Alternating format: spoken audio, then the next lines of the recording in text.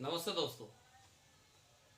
आज हम अपने पाठ्य किताब के अंदर कविता 9वीं जो है वो अनमोल वाणी,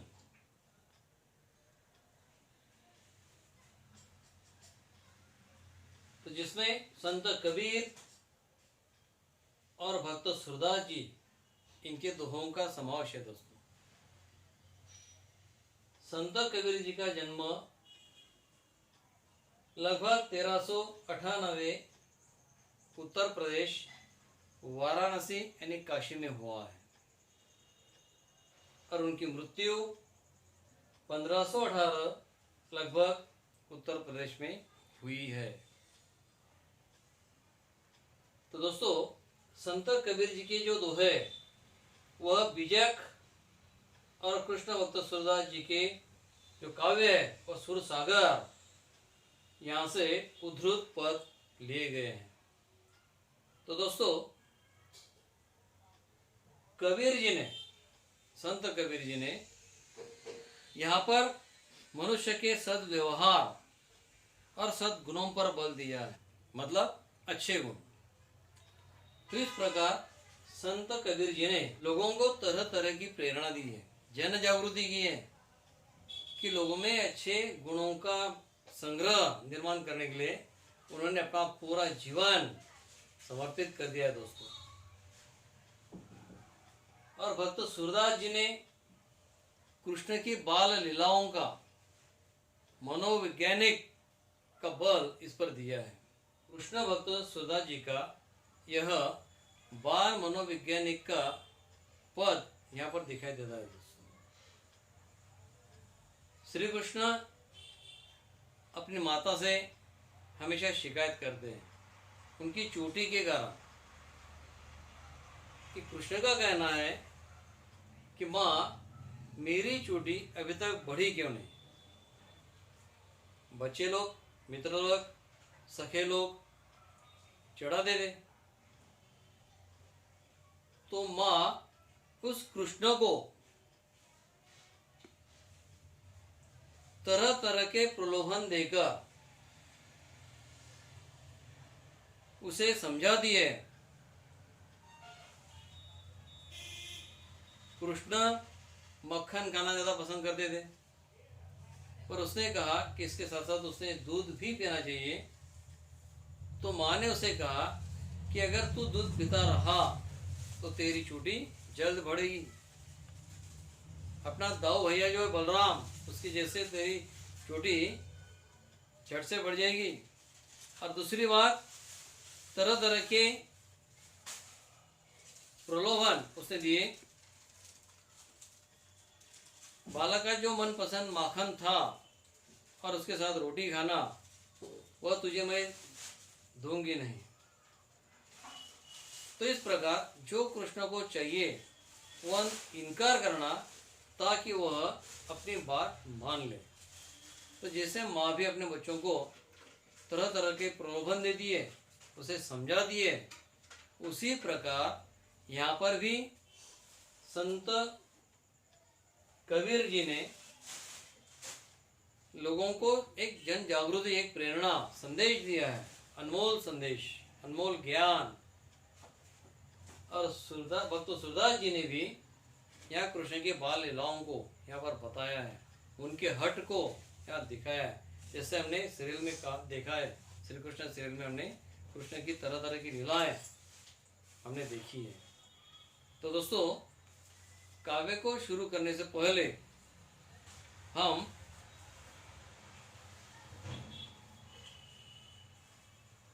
उनका परिचय देखते हैं। भक्तिकालीन निर्गुण काव्य धारा से संत कबीर मानवता एवं समता के प्रबल समर्थक थे।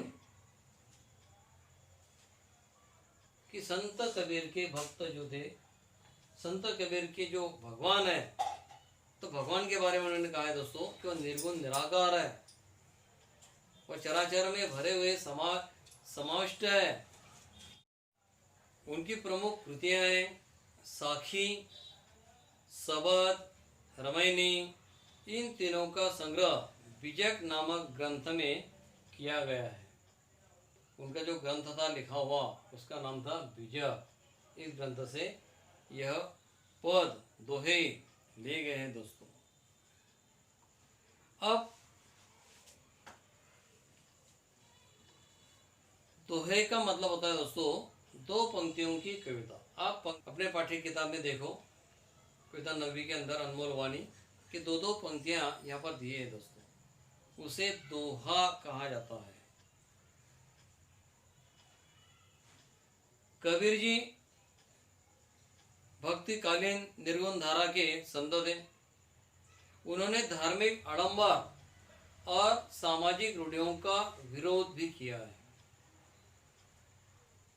यह दोहा जो है दोस्तों दो पंक्तियों की कविता होती है, लेकिन इसके अंदर बहुत अर्थ भरा होता है।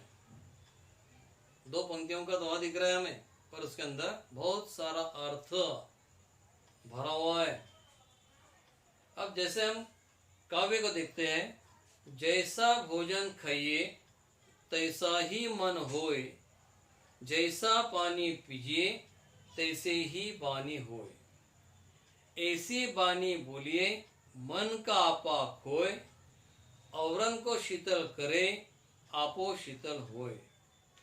बुरा जो देखन में चला बुरा न मिलिया कोई, जो दिल खोजा अपना मुझसा बुरा न कोई।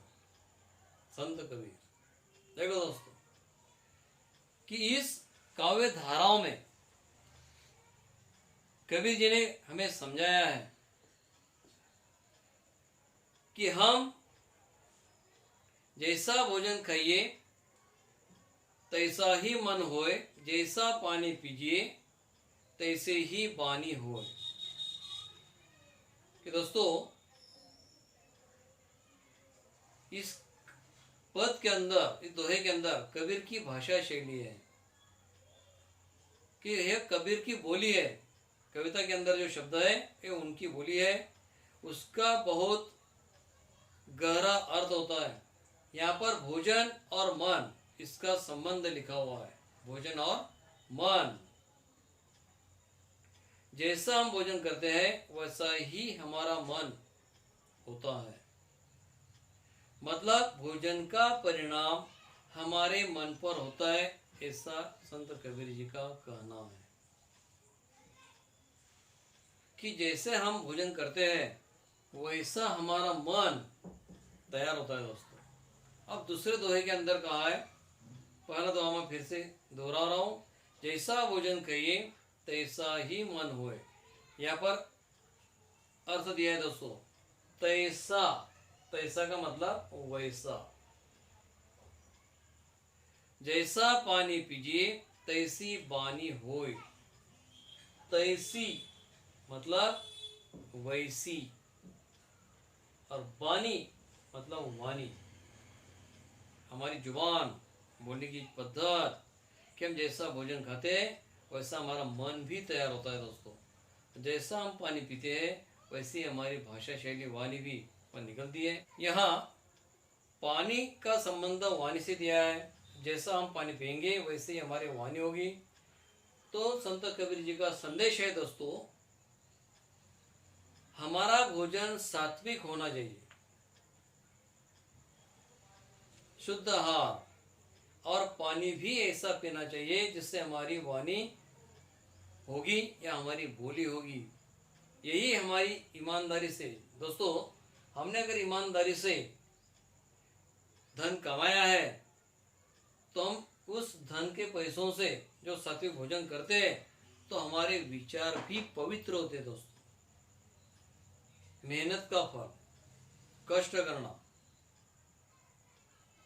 जैसे किसान अपने खेतों में खलिहानों में राबता है, मेहनत करता है और वो रोटी खाता है तो मेहनत की रोटी करते हैं दोस्तों। उसी प्रकार हमारा मन भी तैयार होता है। और यही हमने अगर उसके विपरीत बेईमानी से कमाया हुआ धन, उन पैसों से अगर हम अनाज खरीद करते हैं, रोटी खाते हैं, भोजन करते हैं तो उसे तामसी भोजन कहते हैं दोस्तों। ईमानदारी से कमाया धन से भोजन करते हैं हम उसे सात्विक भोजन कहते हैं। और बेईमानी के कमाया हुआ धन से अगर हमने भोजन किया तो उसे तामसी भोजन कहते हैं, और उसका व्यवहार में अपवित्रता आती है दोस्तों, अपवित्रता आती है कि बेईमानी से कमाया हुआ धन का हमारे विचार आचार या अशुद्ध हो जाते हैं दोस्तों। उसका विपरीत परिणाम हमारे मन पर भी होता है, हमारी वाणी पर भी होता है दोस्तों। हम दूसरा दोहा देखते हैं, ऐसी बानी बोलिए मन का आपा खोए, औरन को शीतल करे आपो शीतल होए। तो यहाँ कुछ शब्द है दोस्तों। आपा, आपा का मतलब होता है यहाँ पर अहंकार। आपा का मतलब होता है अहंकार, जिसे हम कहते हैं कि मैं। जहाँ मैं आता है दोस्तों बातों में, वह उसका अहंकार जागृत हो जाता है, निर्माण हो जाता है, अहंकार से भरा हुआ होता है वो व्यक्ति। औरन को शीतल करे आपो शीतल होए। औरन को मतलब औरों को, दूसरों को। इस काव्य में, इस दोहे में संत कबीर जी ने कहा है दोस्तों कि ऐसी वाणी हमने बोलना चाहिए कि हमारा मन को जो अहंकार अंदर भरा हुआ उसे त्याग कर, अहंकार को बाहर निकाल कर हमने बोलना चाहिए शुद्ध भाव से। सामने वाले के प्रति हमारी भावना शुद्ध होनी चाहिए दोस्तों, उसके सुख दुख में हमने शामिल होना चाहिए। मैं जो होता है अहंकार से भरा हुआ, उसका मतलब है अहंकार। तो इस मैं को यानी कि अहंकार को त्यागो, हटा दो, मिटा दो। तो दोस्तों, तो देखो दूसरों को भी शांति मिलेगी और खुद को भी शांति मिलेगी, औरों को भी और खुद को भी। मन शांति जिसे कहते हैं हम, समाधान, तसल्ली। अगर हमने अहंकार निकाल दिया और शुद्ध भाव से अगर हमने बातें की तो ऐसा हो सकता है। हमने अपना अहंकार को त्याग कर दूसरों के साथ बातें करनी चाहिए। हमेशा हमने अहंकार से विरहित रहकर, दूर रहकर हमने बातें करनी चाहिए। कबीर का कहना है कि मीठी वाणी से हमेशा लोगों को सुख शांति की प्राप्ति हो सकती है। तो हमें सुख शांति प्राप्ति करने के लिए हमेशा हमारी जुबान मीठी होनी चाहिए। हमने पहले कविता पढ़ी है दोस्तों, कविता का नाम आपको याद होगा, जरा प्यार से बोलना सीख लीजिए। तो कवि ने उसमें यही समझाया है कि किसी से भी प्यार से बातें किया करो, जो सामने वाला भी हमसे प्यार से बातें करेगा। यही भाव संत कबीर भी हमारे समाज को, जनता को समझा रहे हैं। तो वो दुआ फिर से दोहरा रहा हूँ मैं, ऐसी बानी बोलिए मन का आपा खोए, औरों को शीतल करे आपो शीतल हुए। अगर हमने दूसरों को शीतल किया, शांत किया, ठंडा किया, उसके मन को शांति दी, तसल्ली दी, तो अभी हमारे मन को शांति देता है, तसल्ली देता है दोस्तों। अब तीसरा दुआ देखते हैं संत कबीर जी का। बुरा जो देखन में चला, बुरा न मिला कोई, जो दिल खोजा आपना, मुझसा बुरा न कोई। तो इस दोहे के अंदर संत कबीर हमें समझा रहे हैं दोस्तों कि इस दोहे के माध्यम से हमें एक अनमोल संदेश देना चाहते हैं कि हम दूसरों की बुराई देखते हैं, दूसरों के अंदर हमेशा हम बुराई देखते हैं। मैं बुरा देखने संसार में जब चला गया तो मुझे कोई बुरा दिखाई नहीं दिया, तब बुरा दिखा नहीं, कोई बुरा नहीं दिखाई दिया, तो मैंने सोचा कि मुझे स्वयं को खोजना चाहिए, स्वयं की तसल्ली करनी चाहिए, खुद को ढूंढना चाहिए। मैंने पाया कि मुझसे बुरा कोई नहीं है। मैंने जब अपने अंदर के दिल में, मतलब पटल में झांक कर देखा तो मुझसे कोई बुरा मिला ही नहीं दोस्तों। इस दुनिया में मुझसे बुरा कोई नहीं है। तो इसके लिए मन के अंदर ढूंढना मतलब आत्मचिंतन करना। आत्मचिंतन करना का अर्थ है दोस्तों खुद को ढूंढना, आत्मचिंतन करना।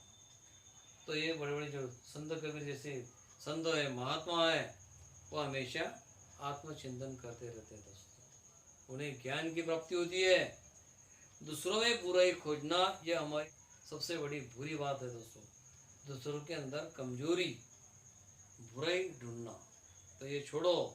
कबीर जी का यह दोहा जो है दोस्तों हमारे जीवन में काफी मायने रखता है। तो दोहा फिर से देखो, बुरा जो देखन में चला, बुरा न मिलिया कोई, जो दिल खोजा अपना, तो मुझसे बुरा न कोई। तो दोस्तों कि यह भाव जो संत कबीर ने बताया है कि मैं दुनिया के अंदर जब मुझसे कोई और बुरा है क्या, कि मुझसे कोई बुराई दुनिया के अंदर लोगों में भरी हुई क्या, ये जब मैं ढूंढने निकला तो पूरी दुनिया के अंदर ऐसा बुरा व्यक्ति कोई भी न मिला।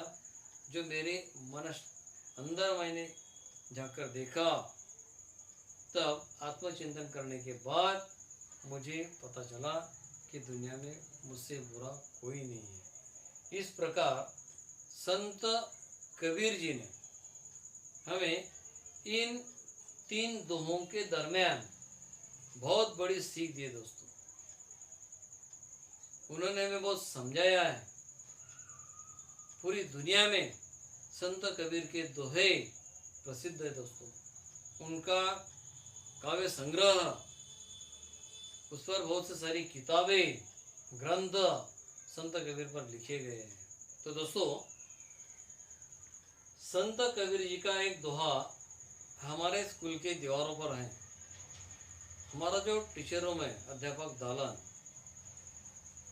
तो उस खिड़की के सामने जो दीवार है जिसे जहाँ लगकर लेडीज रूम है, अध्यापिका दालन है, तो वहाँ दीवार पर संत कबीर जी का दोहा लिखा हुआ है दोस्तों।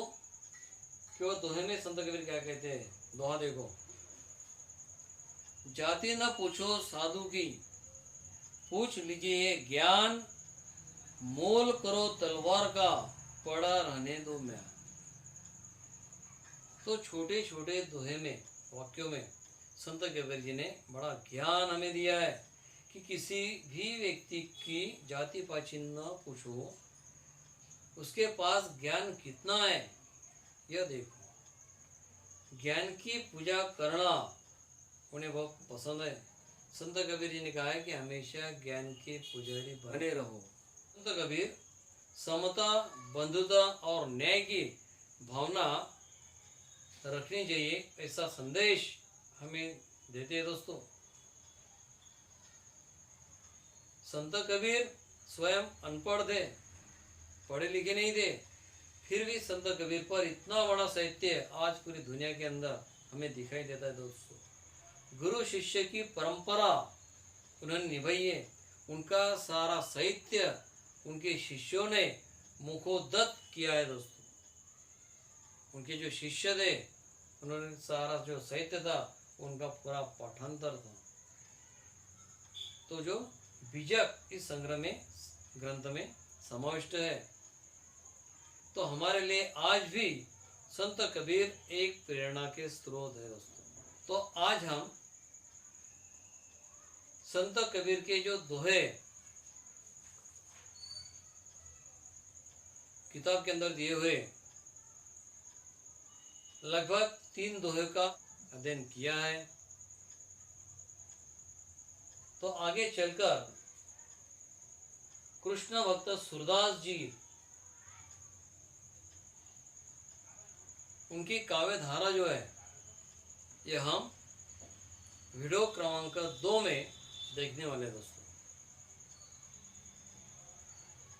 आज के वीडियो का भाग 1 का संत कबीर पर आधारित जो है अनमोल वाणी, इसका पूरा अध्ययन करो, उसे समझो, किताब पढ़ो, किताब में दिए हुए जो दोहे हैं अच्छी तरह से पढ़ो। उसके कठिन शब्द मैंने जो आपको बताए आपने सब उसे अपने क्लास वर्क में, वही में उसे अच्छी तरह से लिखो। और पढ़ने की कोशिश करो। तो वीडियो 2 में हम अगला भाग देखने वाले हैं दोस्तों। यह हम रुकते हैं। धन्यवाद।